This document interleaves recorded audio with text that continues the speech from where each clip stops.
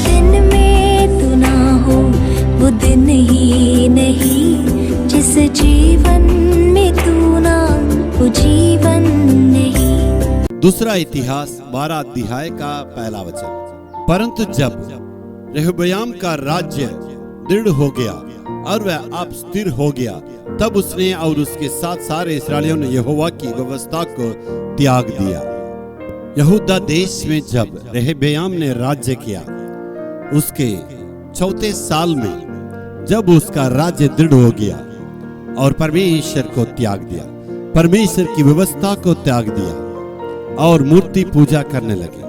यहूदा के लोगों की ये आदत हो चुका है बार बार परमेश्वर से दूर होना और मूर्ति पूजा करना और परमेश्वर को त्याग देना। इसका पूरा कारण है इस रेहब्याम का राज्य, इसी का कारण था।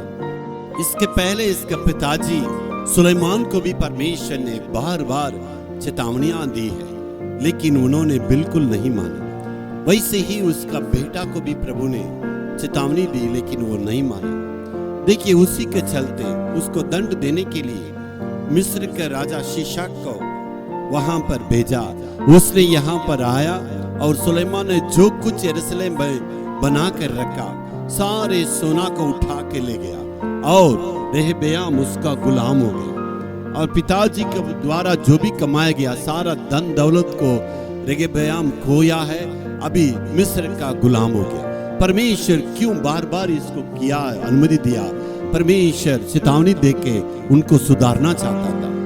मिस्र का राजा को बार बार वापस भेजने की आवश्यकता क्या है? इस देश में चढ़ाई करने के लिए प्रभु अनुमति दी है, इसका कारण क्या? इनके मन में एक पछतावा होना चाहिए। जी हाँ मेरे प्यारे, हमारा जीवन में बार बार नुकसान क्यों है, इतनी तकलीफें क्यों, इतना गिरावट क्यों, इतना असफलता क्यों है?